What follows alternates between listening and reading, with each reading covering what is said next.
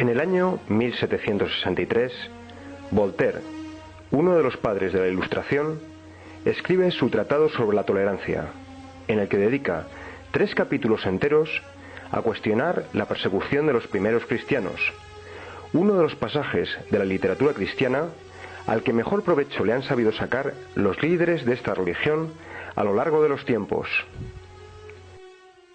Entre otras cosas, lo que llevó a Voltaire a plantearse la veracidad de estas persecuciones fueron las propias persecuciones que los mismos cristianos llevaron a cabo contra otros credos religiosos o contra escisiones del cristianismo.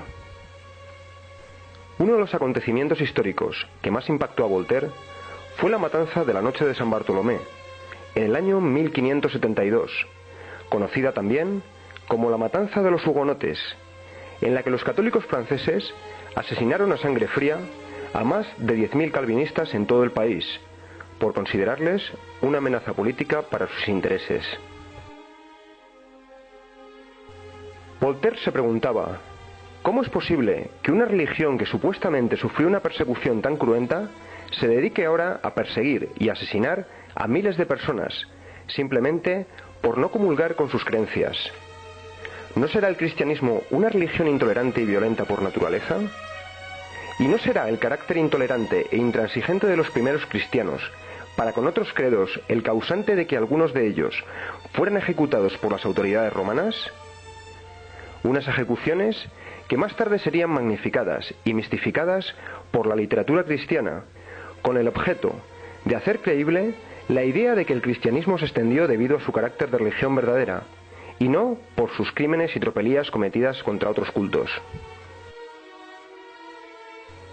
Voltaire nos pone el ejemplo de San Poliuto, considerado mártir por los cristianos, y que sería ejecutado, como tantos otros supuestos mártires, por motivos bien diferentes a sus creencias religiosas. Dice Voltaire, consideremos el martirio de San Poliuto.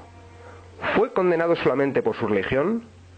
Va al templo, en el que se rinden a los dioses acciones de gracias por la victoria del emperador Decio, insulta en el propio templo a los sacrificadores, derriba y rompe los altares y las estatuas. ¿En qué país del mundo se perdonaría semejante atentado? Veamos, por ejemplo, lo que decía Maquiavelo en el capítulo 5 de sus Discorsi, sobre los métodos empleados por el cristianismo para imponerse entre las masas. Cuando surge una nueva creencia, su primera preocupación es extinguir a la anterior. Esto se ve observando el comportamiento de la religión cristiana con la gentil, pues anuló todo recuerdo de la antigua teología. Perseguían todos los recuerdos antiguos, quemando las obras de poetas e historiadores, derribando imágenes y estropeando cualquier otra cosa que conservase algún signo de antigüedad. Las propias escrituras, consideradas como sagradas por cristianos y judíos, dan testimonio de la naturaleza violenta e intolerante de ambas creencias. Un ejemplo ilustrativo es aquel pasaje de la Biblia en el que Moisés ordena asesinar a miles de sus seguidores por adorar a un becerro de oro, al considerar este culto como una desviación de sus enseñanzas. Moisés, viendo que el pueblo estaba sin freno, gritó: «Cíñase cada uno a su espada sobre su muslo, pasad y repasad el campamento de la una a la otra puerta, y mate cada uno a su hermano, a su amigo, a su deudo». Por otra parte, a Voltaire, gran conocedor de la civilización romana, no le parecía lógico que una cultura tan tolerante con las religiones fuera tan cruel con una de ellas, tan minoritaria y desconocida como la cristiana. Suetonio, en tiempos de Adriano, decía: «Los cristianos no se distinguían entonces de los judíos a los ojos de los romanos», por lo que para Voltaire no es creíble que Nerón descargase su furia por el incendio de Roma contra aquellos que apenas conocía. Pero escuchemos las palabras del propio Voltaire.